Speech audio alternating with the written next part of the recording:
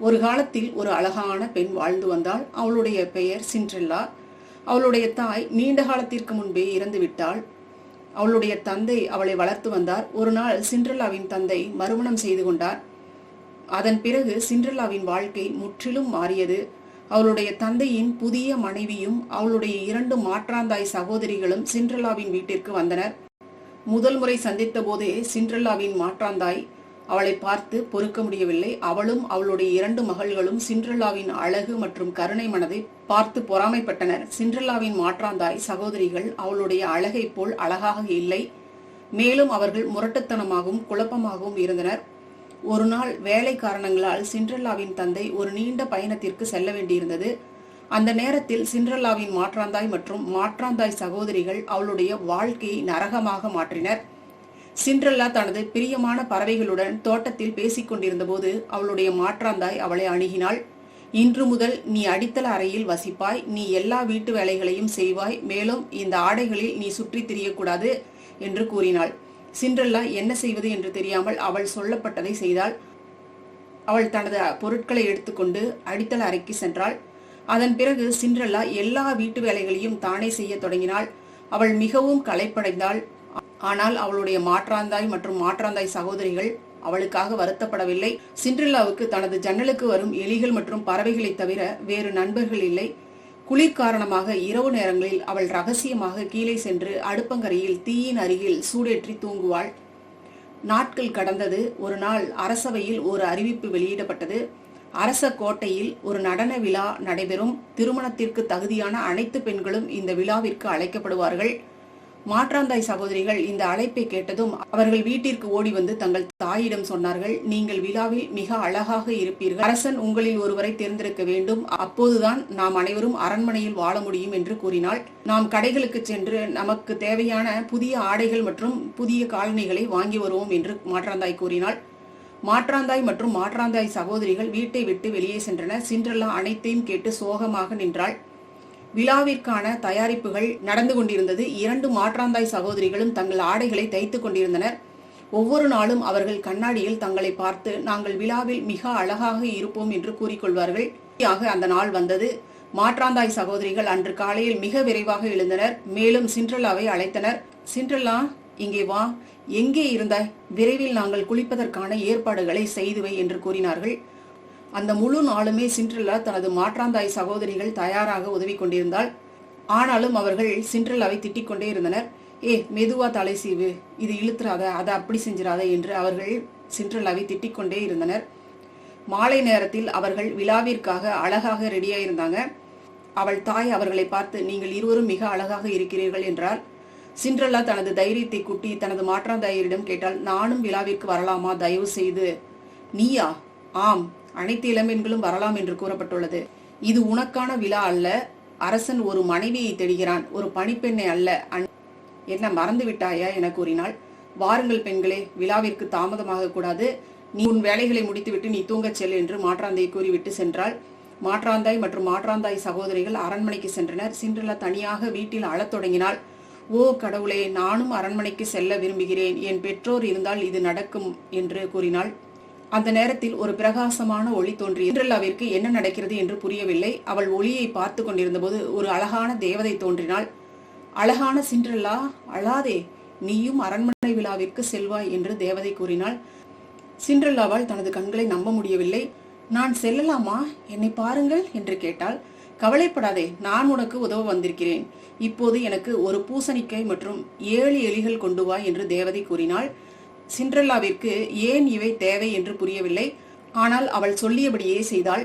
முதலில் அவள் சமையலறைக்கு சென்று ஒரு பெரிய பூசணிக்காயை எடுத்தாள். பின்னர் அவள் அடித்தள அறைக்கு சென்று தனது எலி நண்பர்களை அழைத்து வந்தாள். தேவதை தனது மந்திரக்கோலை கொண்டு பூசணிக்காயை ஒரு அழகான குதிரை வண்டியாக மாற்றினாள். பின்னர் அவள் எலிகளை நோக்கி அவற்றில் ஒன்றை டிரைவராகவும் மற்ற 6 எலிகளை அழகான வெள்ளை குதிரைகளாகவும் மாற்றினாள். சிண்ட்ரெல்லா வியப்பில் மூழ்கினாள். தேவதை அவளை நோக்கி அவள் மந்திரக்கோளால் தொட்டபோது சிண்ட்ரெல்லாவின் ஆடை ஒரு அழகான விழா ஆடையாக மாறியது. அவளுடைய காலணிகள் கண்ணாடி காலணிகளாக மாறியது. நான் இளவரசி போல இருக்கிறேனே என்று சிண்ட்ரெல்லா கூறினாள்.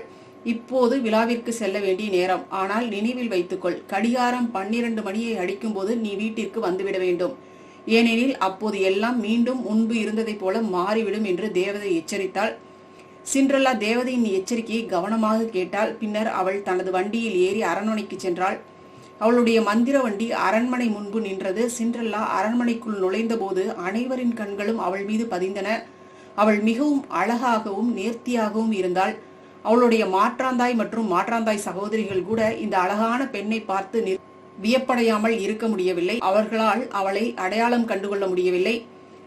திடீரென்று இளவரசன் படிக்கட்டுகளில் தோன்றினான். சிண்ட்ரெல்லா விழாவில் உள்ள அனைத்து இளம்பெண்களிடையேயும் தனித்து நின்றாள். இளவரசன் முதல் பார்வையிலேயே இந்த அழகான பெண்ணை காதலித்தான். அனைவரும் ஆர்வத்துடன் பார்த்து கொண்டிருக்க அவன் படிக்கட்டுகளில் இறங்கி மெதுவாக அவளை நோக்கி நடந்தான். மாற்றாந்தாய் சகோதரிகள் மிகவும் உற்சாகமடைந்தனர். அவன் என்னை நோக்கி வருகிறான், இல்லை அவன் என்னை நோக்கி வருகிறான் என்று அவர்கள் இருவரும் தனக்குள் கூறிக்கொண்டனர். ஆனால் இளவரசன் அவர்களை கடந்து சிண்ட்ரெல்லாவின் முன் நின்றான். அழகான இளம்பெண்ணே, நீங்கள் என்னுடன் இந்த நடனத்தை ஆட விரும்புகிறீர்களா என்று கேட்டான். சிண்ட்ரெல்லா மரியாதையாக தலையை அசைத்தாள்.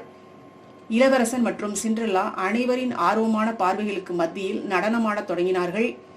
சிண்ட்ரெல்லா இசை மற்றும் நடனத்தால் மயங்கினாள். அவளுக்கு தான் மற்றும் இளவரசன் மட்டுமே அந்த அரங்கில் இருப்பது போல தோன்றியது. அவர்கள் இரவு முழுவதும் நடனமாடினர். சிண்ட்ரெல்லாவிற்கு நேரம் எப்படி கடந்து போனது என்று உணர முடியவில்லை. ஒரு கட்டத்தில் பெரிய கடிகாரம் அவளுடைய கண்ணில் பட்டது. அது கிட்டத்தட்ட 12 மணியாக இருந்தது. அந்த நேரத்தில் சிண்ட்ரெல்லாவிற்கு தேவதையின் எச்சரிக்கையை நினைவு கூற முடிந்தது. நீங்கள் கடிகாரம் 12 மணியை அடிக்கும் போது வீட்டிற்கு வந்துவிட வேண்டும், ஏனெனில் அப்போது எல்லாம் மீண்டும் முன்பு இருந்ததைப் போல மாறிவிடும் என்று தேவதை எச்சரித்ததை அவள் மீண்டும் நினைவு கூர்ந்தாள். பீதியுடன் சிண்ட்ரெல்லா ஓடத் தொடங்கினாள். அவள் இளவரசனை பின்னால் விட்டுவிட்டு ஓடினாள். அவள் அரண்மனை படிக்கட்டுகளில் ஓடும்போது அவளுடைய காலணிகளில் ஒன்றை கீழே விட்டுவிட்டாள். ஆனால் அதை எடுக்க நேரமில்லை.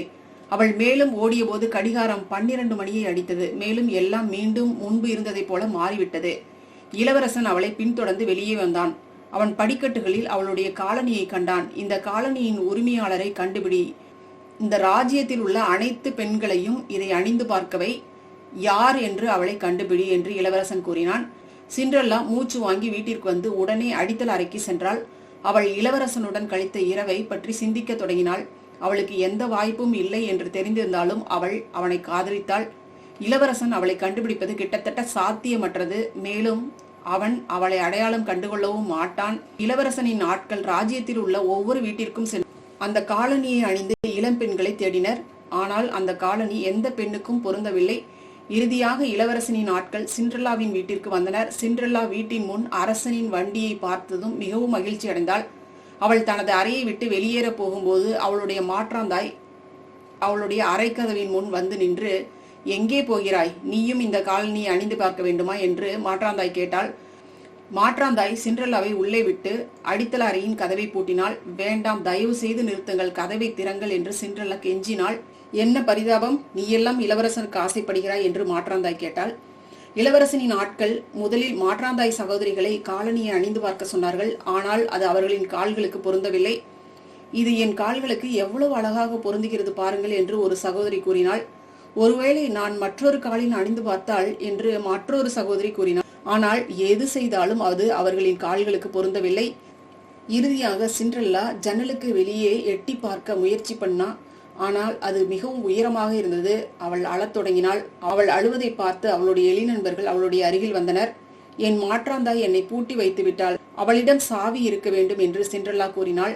ஒரு எலி கதவின் கீழ் வழியாக சறுக்கி கீழே ஓடியது. மாற்றாந்தாய் இளவரசனின் ஆட்களுடன் கதவுக்கு அருகில் நின்று கொண்டிருந்தாள். எலி மாற்றாந்தாயின் ஆடையில் குதித்து அவளுடைய பாக்கெட்டில் இருந்த சாவியை எடுத்து மேலே ஓடியது. அது சாவியை கதவின் வழியாக தள்ளியது. சிண்ட்ரெல்லா சாவியை பார்த்து மிகவும் மகிழ்ச்சி அடைந்தாள். அவள் கதவை திறந்து கீழே ஓடினாள். எப்படி வெளியே வந்தாய் என்று மாற்றாந்தாய் கேட்டாள். தயவு செய்து நிறுத்துங்கள், நானும் இந்த காலனியை அணிந்து பார்க்க விரும்புகிறேன் என்று சிண்ட்ரெல்லா கூறினாள். மாற்றாந்தாய் மற்றும் அவளுடைய 2 மகள்கள் வெறித்தனமாக சிரித்தனர். தயவு செய்து அமைதியாக இருங்கள், இளவரசனின் உத்தரவுப்படி ராஜ்யத்தில் உள்ள ஒவ்வொரு பெண்ணும் இந்த காலனியை அணிந்து பார்க்க வேண்டும் என்று இளவரசனின் ஆட்கள் கூறினர். சிண்ட்ரெல்லா காலனியை அணிந்து பார்த்தபோது அனைவரும் அதிர்ச்சி அடைந்தனர். ஏனெனில் அது அவளுடைய காலுக்கு சரியாக பொருந்தியிருந்தது. இளம் பெண்ணே, நீங்கள் இந்த காலனியின் உரிமையாளரா என்று இளவரசனின் ஆட்கள் கேட்டனர். சிண்ட்ரெல்லா தலையை அசைத்து உறுதிப்படுத்தினாள். தயவு செய்து எங்களுடன் அரண்மனைக்கு வாருங்கள் என்று அவர்கள் கூறினர். சிண்ட்ரெல்லா இளவரசனின் ஆட்களுடன் அரண்மனைக்கு சென்றாள். அவர்கள் அவளை இளவரசனின் முன் அழைத்துச் சென்றனர். அவன் அவளுடைய கண்களை பார்த்ததும் அந்த இரவு அவளுடன் நடனமாடியவள் இவள்தான் என்று உணர்ந்தான். அவன் அவளுடைய கைகளை பிடித்து, இறுதியாக உன்னை கண்டுபிடித்து விட்டேன் என் இளவரசியே, நீ என்னை மணப்பாயா என்று கேட்டான். மகிழ்ச்சியால் ஆனந்த கண்ணீர் மல்க சிண்ட்ரெல்லா இளவரசனின் வேண்டுகோளை ஏற்றுக்கொண்டாள். அவர்கள் திருமணம் செய்து கொண்டு என்றென்றும் மகிழ்ச்சியாக வாழ்ந்தனர். தேங்க்யூ. இந்த கதை பிடிச்சிருந்துச்சுன்னா நீங்கள் உங்களுடைய ஃப்ரெண்ட்ஸுக்கும் ஷேர் பண்ணுங்கள். நம்மளுடைய சேனலை இன்னும் நீங்கள் சப்ஸ்கிரைப் பண்ணலைன்னா பண்ணி வைங்க. ஏன்னா இது போல் கதைகளை தான் நம்ம இனிமேல் இந்த சேனலில் பதிவு செய்ய போகிறோங்க. சரிங்களா? வாழ்க வளமுடன். நன்றி.